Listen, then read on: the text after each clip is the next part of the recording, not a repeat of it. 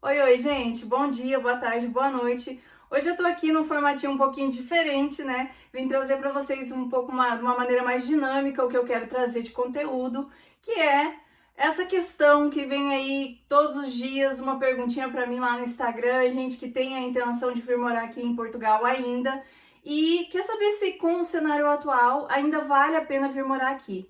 Então, o que eu tentei trazer nesse vídeo para vocês? Eu tô tentando trazer uma forma mais prática de vocês enxergarem as coisas, né? Isso ainda não tem minha opinião, tá? No finalzinho eu posso dar minha opinião aqui, eu fiz alguns apontamentos, mas eu vou trazer o que é verdade, fatos em relação a Portugal e Brasil. Não tô dizendo que é para vir ou para não vir. Eu quero que você, na sua verdade, analise se realmente é o teu sonho, mete marcha e vem. Mas esteja avisado dos prós, dos contras e do custo de vida aqui em Portugal. Então vamos lá, gente. Portugal ainda vale a pena? Não sei, vocês que vão me dizer. Eu fiz aqui um quadrinho comparativo entre os custos fixos, as despesas fixas entre Brasil e Portugal, baseado na experiência de duas pessoas morando numa casa, tá, gente? Um apartamento ou custos baseados na vida de duas pessoas só. Então vamos começar lá. Renda, aluguel aqui em Portugal, para um T1 nas regiões centrais, que é onde eu moro em Lisboa, né? Moro em Oeiras, mas faz parte do distrito de Lisboa. As rendas, os aluguéis, você não consegue achar um aluguel mais barato do que isso para um T1. O que é um T1? É um apartamento de um quarto. Então é por isso que eu coloquei aqui do ladinho T1. Vamos para Portugal primeiro e depois a gente vai para o Brasil. Aqui eu pago a luz e o gás junto. E o gás aqui a gente não usa só para cozinhar, como no Brasil, né? Na maioria dos lugares no Brasil a gente usa só para cozinhar. Você vai lá, compra um botão de gás e usa para cozinhar. Aqui não, a gente usa para aquecimento e para cozinhar também. Então, a gente paga aqui luz mais gás, 42 euros. Do mês passado para esse mês, a gente já teve aqui uma subidinha de preço. Eu pagava 36 no mês passado, esse mês já paguei 42. Água, entre 27 e 29 euros por mês é o que a gente paga aqui. Internet, 36 euros de internet fixa, são acho que 300 mega aqui, mais 28 que são as recargas dos telemóveis, dos celulares. Então aqui são 7 a cada 15 dias, dá 14 de cada um, 14 meu, 14 do Júnior, 28 euros. Transporte, eu coloquei 80 euros aqui porque a maioria dos casais aqui utilizam comboio, metro, autocarro. E para duas pessoas o valor é 80 euros, porque o passe custa 40. Comida, gente, alimentação, uma coisa que subestimam demais aqui, onde vai muito dinheiro se você não tiver controle e sabedoria para usar. Se a gente apertar muito, eu consigo fazer 180 euros por mês de alimentação, sem faltar nada, mas sem luxo nenhum. 20 euros a mais é mais ou menos o que a gente gasta, 200 euros por mês, porque a gente não tá bebendo bebida alcoólica, não tem muitas extravagâncias na nossa comida, é uma comida mais saudável, mais caseira, né? Então é mais ou menos isso daqui que a gente gasta. Mas atenção, isso é porque eu aproveito todas as ofertas de mercado, tem o cartãozinho que dá desconto, então é por aí que eu consigo esse valor, tá? A maioria das pessoas não conseguem esse valor aqui, gasto de 300, 400 para mais. Já conheci gente sozinha que gasta 150 por semana, tá? Aí eu coloquei aqui um último tópico que é assim, coloquei lazer e farmácia, que se você for uma pessoa muito abençoada e nunca ficar doente, você não vai gastar com farmácia, nem com médico, nem com nada. Mas, se você não tem uma reserva, se você precisar e o teu orçamento estiver comprometido, lascou o gato. Então, é melhor você sempre ter lá uma reservinha para doença ou para o lazer. Aí você escolhe o mês que um apertar o outro você utiliza. Então, é mais ou menos isso daqui, os custos fixos que nós temos aqui em Portugal. E o total dá 1.000,93 euros, tá? Isso aqui é aproximado, tá, gente? Pode dar um pouquinho mais, um pouquinho menos. Agora vamos pro Brasil. Isso aqui é baseado nas minhas experiências lá no Brasil, quando nós moramos no Brasil. Quando nós moramos, só moramos no Brasil, mas a última vez que fomos pro Brasil. E Também fiz uma pesquisa mais ou menos com os meus amigos e tá mais ou menos esses valores aqui. Aluguel. Eu pagava R$1.000, aqui é reais e aqui é euros, tá, pessoal? Eu pagava não, acho que era 1.000, isso mesmo, 1.000 redondinho, porque tinha o condomínio junto. R$1.000 de aluguel num apartamento de 2 quartos, só que o apartamento era minúsculo, era quase o tamanho do meu T1 aqui. Luz, eu coloquei bem baixo aqui, tá? Bem baixo mesmo, porque é para 2 pessoas. Eu pagava mais quando tinha 4, porque eram as meninas e mais eu e o Júnior. Então, para 2 pessoas, conversei com a minha mãe, que é só minha mãe e meu pai, é mais ou menos isso aqui, R$120. Água, R$70. Internet. A internet básica, que normalmente as pessoas têm, 150. Tem gente que gasta aí, acho que 200, alguma coisa assim, porque tem canal, combo, essas coisas todas juntas. Mas, em média, R$150. Transporte. Essa semana subiu a passagem lá na minha cidade, em Curitiba, foi para R$5,50. Então, eu fiz uma média aqui de 23 dias utilizados de ida e volta do trabalho, ou da escola, seja para o que for, dá 11 dias. Então, dá R$253 só de vale transporte aqui, tá? Lembrando que se a pessoa tiver carro, esse valor aqui e esse valor aqui, obviamente, vão aumentar, tá? Eu tô passando o básico em relação a transporte público. Então, transporte 253 lá no Brasil. Comida é uma das coisas mais caras no Brasil ultimamente.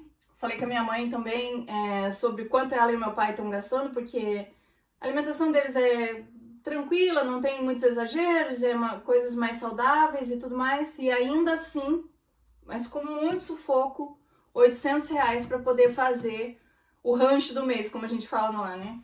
Então, é mais ou menos isso, mas menos de R$800 ninguém consegue. Gás. O gás de cozinha lá no Brasil tá absurdamente caro. Quando eu saí de lá, eu tinha pagado 72. Tem 6 meses, gente. Tá em 100. 6 não. 7, 8 meses que eu tô aqui em Portugal. Tá R$100 e minha mãe já comprou por 120. Então, pra vocês verem. E aqui eu coloquei o lazer e farmácia, porque, obviamente, se você tem filho pequeno, ou se você é mais velho, faz uso de algum medicamento, obviamente você vai gastar todo o mesmo valor com remédio, com farmácia. Se você é abençoadíssimo, não tem esse problema, né, em relação à doença, de tá toda hora na farmácia e precisar medicamentos de doenças crônicas e tudo mais, esse valor de R$300 eu coloquei para lazer, porque eu acho que isso aqui é um almoço, né, de 2 pessoas, 3, não sei, tô meio por fora dos preços agora, depois de pandemia lá, mas acredito que R$300 dá um almoço de domingo, sei lá, para ir almoçar fora. Então, coloquei para uma vez no mês você ter um lazer, R$300. Então, fechando aqui, os valores em reais para 2 pessoas de custos fixos dá R$2.793. Aqui, a mesma coisa em Portugal, valores fixos de €1.093. Salário mínimo de Portugal, €705. 2 pessoas trabalhando, €1.410, se os 2 ganharem um salário mínimo, certo?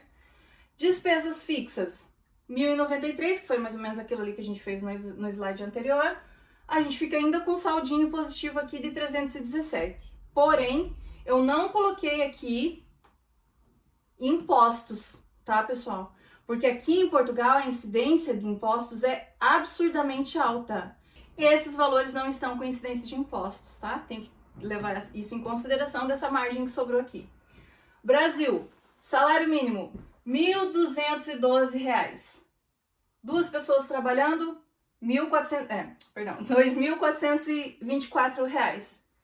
Total de despesas fixas, R$2.793. Saldo negativo, mesmo com 2 pessoas trabalhando, ganhando um salário mínimo. Ainda fica menos 369 na conta do mês, gente. Nesse quesito aqui, ainda compensa Portugal. Mas não esqueçam dos impostos, tá? Comprometimento do orçamento de despesas fixas baseados no salário mínimo. Um casal ou duas pessoas utilizam 77,52% do seu orçamento de duas pessoas trabalhando. Aqui. Aí esse valor corresponde a isso, 77% do orçamento.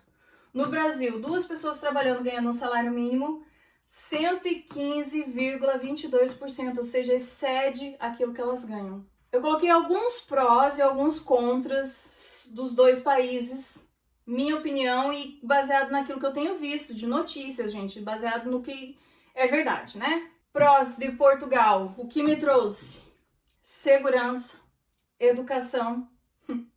O terceiro aqui nós temos que dar um pouco de risada agora, né? Mas foi, sim, pela paz. Acesso a bens de consumo. O que eu quero dizer com isso? Você trabalha um mês aqui, você compra, por exemplo, vou falar uma coisa supérflua, né? Pode ser de outra marca e tudo mais, mas você compra um iPhone novo. Dos últimos, pelo menos o 11 você compra. Com um salário mínimo você compra um carro andável. Assim, super andável. É isso que eu quero dizer com bens de consumo. O acesso aqui pela moeda estar um pouquinho mais forte, porque já caímos bastante nos últimos dias, né? Mais de um real aí a gente desvalorizou, mas enfim, a gente tem sim acesso a bens de consumo. E, lógico, um baita pró de você morar em Portugal é que você vai ter uma experiência, você vai ter conhecimento, você vai abrir os horizontes, você vai ter uma experiência incrível, né, de morar fora do teu país. Isso é um pró, é um benefício. Brasil, quais são os prós? Família, rede de apoio. Isso aqui, quero falar, eu vou abrir um parênteses. Gente, as únicas pessoas que eu digo para não virem para Portugal são pessoas que têm crianças pequenininhas, bebês ou crianças abaixo de 3 anos. Por quê? Você vai vir sozinho, não conhece ninguém, tá num país que você não sabe de nada, não sabe para que lado que vai, mesmo tendo um planejamento ótimo, você ainda assim vai se bater muito. E existe um déficit aqui de vagas nas creches. Não tem vaga. Não tem vaga, gente. Não tem vaga. Nas grandes cidades não tem vaga. O que acontece? Chega o casal e o filho. Essa semana mesmo eu vi. Casal e filho pequeno. Eles vêm com a esperança de achar a vaga. Não acha a vaga. Só uma pessoa trabalhando. 705 euros. O total de despesa é quanto? E se você vai falar, você tá destruindo o sonho, você não quer ajudar, você vai dar certo, porque você tem que ter fé, porque vai dar certo, porque Deus vai me abençoar. Gente, não é bem assim, as coisas não funcionam assim, mas enfim. Rede de apoio, isso é muito importante, porque no Brasil, se eu tivesse meu bebê no Brasil, eu teria sogra, cunhado, irmão, mãe, filhas, amigos, todo mundo para poder me ajudar a me dar um help. Pode dar uma olhadinha aqui no fulaninho, uma meia hora para mim? Aqui eu vou fazer isso como? Com quem? Não tem rede de apoio. Então, no Brasil, isso aqui é um pró muito grande. E só quem tá aqui sabe que uma rede de apoio faz diferença na vida da gente. Comida e clima. Pode ser bobeira pra você que tá assistindo aí, achando nada a ver. Isso aqui você se adapta em qualquer lugar. Não, gente. Já vi gente voltando embora por causa do frio. Foi morar pra Viana do Castelo. Gente que foi morar pra perto da Serra da Estrela, na neve.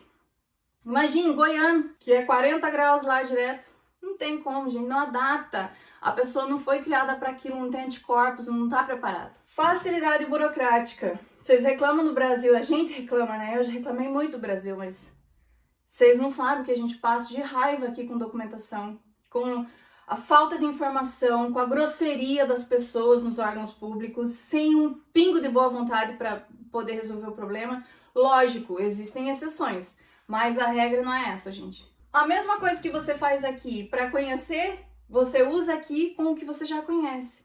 No Brasil, você conhece tudo, você tem experiência de tudo, você não passa perrengue, porque você sabe para onde ir. Os contras.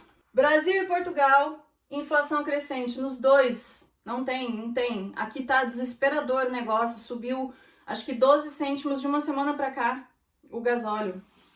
A comida, a carne, tá tudo disparando com esse negócio de guerra. Já não tava lá essas coisas depois da pandemia, mas agora piorou. Portugal, dificuldades de adaptação. Isso é real, isso leva a gente para o Brasil de novo, leva a gente para casa, tá? Outra coisa, saudade e solidão. As pessoas vêm sozinhas, achando que vão dar conta do rojão e chega aqui, a pessoa dá piripaque. Burocracia absurda, que é aquilo que eu falei pra vocês agora. Já passamos muita raiva aqui, muita raiva mesmo. Não vou nem entrar nos detalhes. Os impostos são uma coisa assustadora, porque assim, como eles pegam tudo uma vez só, assusta. Lá no Brasil eles tiram um pouquinho daqui, um pouquinho dali, um pouquinho dali, você nem percebe. Já falo desse último aqui, mas vamos pro Brasil, os contras. Inflação crescente, que eu acabei de falar, né? Absurdamente crescente. Violência e corrupção. Essas são as duas palavras que eu mais tenho vergonha quando tem no Brasil na mesma frase, gente. É um contra, é uma coisa que vai contra nós, que puxa a gente pra baixo, que não faz bem pra nação, pra um brasileiro, pra onde ele for. Outra coisa que pra mim é um contra, independente de quem ganhe. As próximas eleições não vão trazer tempos bons pro Brasil. Baixa qualidade de vida. Como que você consegue ter uma qualidade de vida boa no Brasil? Ganhando muito bem para você morar dentro de um condomínio fechado, onde tenha verde, que você possa fazer o teu lazer, que você possa soltar teus filhos para brincar na rua, porque senão os bichinhos ficam trancados dentro de um apartamento com o celular na mão o dia inteiro, porque não tem como, não tem segurança na rua, você tem medo de mandar teus filhos para escola. Impostos, a mesma coisa que Portugal, só que se observa de uma forma mais suave, né? Porque eles pegam de um monte de lugar. E esse último contra aqui apareceu logicamente nos últimos dias, risco de radiação. Gente, com a questão da guerra, nós aqui na Europa temos sim um risco muito maior de termos contaminação pela radiação se acontecer um cenário mais catastrófico para cá, né? Portugal ainda assim está em um dos lugares mais privilegiados geograficamente, porque pelo que eu andei lendo, a posição geográfica de Portugal, por ser um país costeiro do continente aqui, os ventos impedem que essa radiação chegue aqui. Mas eu não sei se é só o vento, se alguma outra forma de contaminação também possa chegar pra gente. Eu sei que tá tendo uma corrida louca por iodo aí, enfim, não quero entrar nesse mérito. Mas, só pra fazer uma observação aqui sobre a guerra. Muita gente me pergunta porque acha que nós estamos do ladinho da Rússia. Aqui tá Lisboa e aqui eu fiz eu medi o espaço, lógico que tá numa linha reta, vai dar um pouquinho mais aqui. 5.600 quilômetros, mais ou menos, de distância para Fortaleza, tá? Primeira cidade aqui do território brasileiro que a gente, quando tá vindo pra cá, é a última que você vê, dá tchauzinho, tão lindo. E Lisboa. Agora, olhem a diferença da gente pra Ucrânia. Sim, dá pra ir de carro, gente. 4.159 quilômetros, tá? Mas lógico que eu acho que é de avião, isso aqui se diminui um pouco, porque daí faz em linha reta, não assim, desse jeito aqui. Mas é mais ou menos a mesma distância aí de avião e de carro, é pouca coisa de diferença. O que eu quero dizer com 4.000 e 5.000?